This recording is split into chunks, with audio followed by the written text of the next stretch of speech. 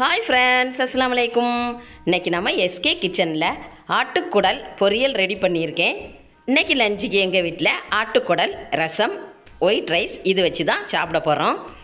நல்ல டேஸ்டியான ஹெல்த்தியான குடல் புண், வாய்ப்புண்ணை போக்கக்கூடிய ஹெல்த்தி ரெசிபி நம்ம எஸ்கே கிச்சனில் ரெடி பண்ணியிருக்கேன். ஆட்டுக்குடல் பொரியல் இப்படியும் ரெடி பண்ணலாமா அப்படிங்கிற மாதிரி இந்த பொரியல் சாப்பிட்றதுக்குமே படு சூப்பராக நல்ல டேஸ்டியாட்டும் இருக்கும். ஆட்டுக்குடல் க்ளீனிங் அண்ட் சூப் எப்படி வைக்கணுங்கிற வீடியோ முன்னாடி அப்லோட் பண்ணியிருந்தேன். அதை பார்க்காதவங்க இதில் லிங்க் கொடுக்கேன், பார்த்துக்கிடுங்க. போன வீடியோவில் ஆட்டுக்குடலை வேக வச்சு சூப் வச்சுருந்தேன். அந்த வேக வச்ச கறியை தான் இந்த மாதிரி சின்ன சின்னதாக கட் பண்ணியிருக்கேன். பார்க்கவே உங்களுக்கு புரியும்னு நினைக்கேன். சின்ன சின்னதாக பொரியலுக்கு இப்படி தான் கட் பண்ணணும். இந்த குடலையே பெரிய பெரிய பீஸாக கட் பண்ணினீங்கன்னா இதை வச்சு கிரேவி ரெடி பண்ணலாம். நான் பொரியலுக்கு ஆனையினால சின்ன சின்னதாக கட் பண்ணியிருக்கேன். இந்த மாதிரி ஆட்டுக்குடலில் பொரியல் ரெடி பண்ணி பாருங்கள், வேறு லெவலில் இருக்குங்க. என்னுடைய வீடியோவை இது வரைக்கும் சப்ஸ்கிரைப் அண்ட் கமெண்ட்ஸ் லைக் போடாமல் பார்க்கக்கூடியவங்களா இருந்தால் உடனடியாக சப்ஸ்கிரைப், லைக், கமெண்ட்ஸ் கொடுங்க சிஸ்டர். உங்களுடைய ஆதரவும் நமக்கு தேவை. வீடியோவை ஸ்கிப் பண்ணாமல் பாருங்கள் சிஸ்டர். இதுக்கு என்னெல்லாம் தேவைங்கிறத பார்க்கலாம். குறைவான பொருட்களை வச்சு ஹெல்த்தியான ரெசிபி ரெடி பண்ணுதோம். 2 பச்சை மிளகாய் சின்ன சின்னதாக கட் பண்ணி வச்சுருக்கேன். கலர்ஃபுல்லாக இருக்கிறதுக்கு அரை பழம் தக்காளி, வெங்காயம் 1 சின்ன சின்னதாக கட் பண்ணியிருக்கேன். பார்க்கவே உங்களுக்கு புரியும்னு நினைக்கேன். இந்த மாதிரி பாதி பாதியாக கட் பண்ணால் போதும். அரை கப் சின்ன உள்ளி எடுத்திருக்கேன். இந்த குடல் பொரியலுக்கு சின்ன உள்ளி ஸ்கிப் பண்ணாமல் சேர்க்கணும். சின்ன உள்ளி தணுப்பை தரக்கூடியது.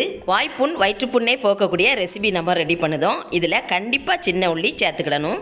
இந்த ஹெல்த்தியான பொரியல் ரெடி பண்ண அடுத்து என்ன வச்சுருக்கோங்கிறத பார்க்கலாம். 1 மூடி தேங்காய் துருவி வச்சுருக்கேன். கொஞ்சமாக மஞ்சள் தூளும் சேர்த்துக்கணும். ஜீரகமும் இதுக்கு எடுத்துக்கணும். இதுதான் பொரியலுக்கு மசாலாக்குரிய ஐட்டம்ஸு. ஃபஸ்ட்டு மசாலா ரெடி பண்ணலாம். தேங்காய் துருவல் அரை மூடி, 1/4 டீஸ்பூன் மஞ்சள் தூள், சீரகம் கூடுதலாகவே சேர்த்துக்கலாம். நான் அரை டீஸ்பூன் சீரகம் போடுதேன். கூடுதலாக சீரகம் வச்சிங்கன்னா ஃப்ளேவர் அதிகமாக இருக்கும். 4 பல் பூடு, இதுவும் தேங்காய் கூட சேர்க்குதேன். 5-6 சின்ன உள்ளி, இதையும் தோல் உரித்து தேங்காய் கூட சேர்த்துருக்கேன். இது எல்லாத்தையும் மிக்ஸி ஜாரில் வச்சு பொரியல் ரெடி பண்ண எப்படி அரைக்கணுங்கிறது நம்ம எல்லாருக்கும் தெரிஞ்சது. அந்த மெத்தடில் இந்த தேங்காயை அரைச்சி எடுக்கலாம்.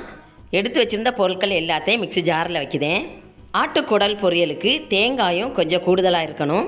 கம்மியாக இருந்துன்னா குடல் தான் அதிகமாக இருக்கும், டேஸ்ட்டுமே அதிகமாக இருக்காது. அடுத்து அரை டீஸ்பூன் வத்தல் மிளகாய் பவுடர் வைக்குதேன். இந்த வத்தல் மிளகு பவுடர் வச்சாதான் மஞ்சள் தூளும் வத்தல் மிளகு பவுடரும் கரெக்ட் கன்சிஸ்டன்சியில் இருந்தால் தான் நம்முடைய மசாலா நல்ல கலர்ஃபுல்லாக இருக்கும். பாருங்கள், அரைச்சி கொண்டு வந்துட்டேன். நல்ல கலர்ஃபுல்லான மசாலா ரெடி ஆகிருக்கு. பார்க்கவே உங்களுக்கு புரியும்னு நினைக்கேன். ஒரு சுற்றி கொண்டு வரக்கூடாது, 2-3 சுற்றுனா தான் பொரியலுக்கு மசாலா நல்லா கரெக்டாக இருக்கும். தேங்காயுமே இந்த மெத்தேடில் அரைஞ்சி இருக்கணும். இந்த மசாலாவுக்கு நான் தண்ணீர் எதுவுமே சேர்க்கையில்.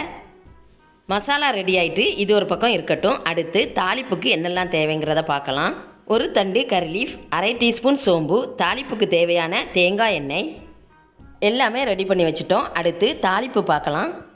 ஒரு கடாய் அடுப்பில் வச்சுருக்கேன். கடாய் ஹீட் ஆனதும் 2 டீஸ்பூன் தேங்காய் எண்ணெய் ஊற்றிருக்கேன். அரை டீஸ்பூன் சோம்பு பொரிஞ்சதும் 1 தண்டு கறி லீஃப் நல்லா பொரியட்டும். தேங்காய் எண்ணெயில் இந்த மெத்தடில் தாளிப்பு செய்தீங்கன்னா ஃப்ளேவர் அதிகமாக இருக்கும். ஃப்ளேம் மீடியமாக இருக்கட்டும். அடுத்து கட் பண்ணி வச்சுருக்கக்கூடிய வெங்காயம், உள்ளியையும் சேர்க்குதேன். கூடவே சின்ன சின்னதாக கட் பண்ண பச்சை மிளகாய் சேர்க்குதேன். குண்டு மிளகாய்னு வரும்போது காரம் அதிகமாக இருக்கும். இது நீல மிளகாய், காரம் கம்மியாக தான் இருக்கும். அதிகமான காரம் வச்சிங்கன்னா பொரியல் சாப்பிட முடியாது. தாளிப்புக்கு 3 காய்ந்த மிளகாய் சேர்க்குதேன். ஆயிலையே இந்த மிளகாய் போட்டிங்கன்னா மிளகாயினுடைய விதையெல்லாம் வெளியில் வர்றதுக்கு சான்ஸ் இருக்குது. அதனால தான் இந்த டைமில் சேர்க்குதேன். அரை டீஸ்பூன் உப்பு சேர்த்துருக்கேன். எல்லாம் நல்லா மிக்ஸ் பண்ணி கட் பண்ணி வச்சுருக்கக்கூடிய தக்காளியும் சேர்க்குதேன். வெங்காயம் கிளாஸி ஆன பிறகு தான் தக்காளி சேர்த்துருக்கேன்.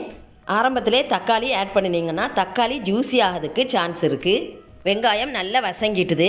இந்த டைமில் கட் பண்ணி வச்சுருக்கக்கூடிய ஆட்டுக்குடல் எல்லாத்தையும் சேர்க்குதேன். ஃப்ளேம் மீடியமாக இருக்கட்டும்.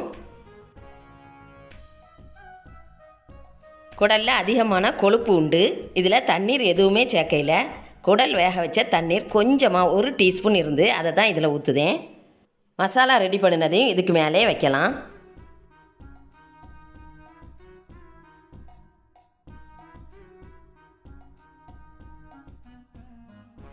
மசாலாவை மேலே தான் ஃபுல்லாக இப்படி பரத்தி வைக்குதேன். மசாலா வச்சதும் உடனடியாக கிளறக்கூடாது. மசாலாவுக்கு தேவையான உப்பும் 1/4 டீஸ்பூன் சேர்க்குதேன். 2 மினிட்ஸ் அப்படியே இருக்கட்டும். லிட் போட்டு மூடி வைக்கலாம். 2 மினிட்ஸ் முடிஞ்சிட்டுது. ஓப்பன் பண்ணலாம். வாவ், நல்ல ஃப்ளேவராக இருக்குது. இது எல்லாத்தையும் நல்லா பிரட்டி வைக்கலாம். மசாலா எல்லாம் குடலில் அப்படியே கோட் ஆகணும். பார்க்கவே உங்களுக்கு புரியும்னு நினைக்கேன். ஆயிலேயே தான் நல்லா பொரிஞ்சிருக்கு. தண்ணீர் எதுவுமே நம்ம சேர்க்கையில். குடல் பொரியல் நல்ல ஃப்ளேவராக இருக்குது. பாருங்கள் மசாலாவினுடைய கலர் எப்படி இருக்குன்னு. நல்ல கலர்ஃபுல்லான ஆட்டுக்குடல் பொரியல் நம்ம எஸ்கே கிச்சனில் ரெடி பண்ணியிருக்கேன். மசாலாவினுடைய பச்சை ஸ்மெல் மாறதுக்கு தான் லிட் போட்டு மூடி வச்சுருந்தேன். மீண்டும் 1 மினிட்ஸ் லிட் போட்டு மூடி வைக்கலாம். ஓப்பன் பண்ணுதேன். வாவ், நல்ல ஃப்ளேவராக இருக்குது. சைடெல்லாம் அதனுடைய கொழுப்பு அப்படியே வந்திருக்கு.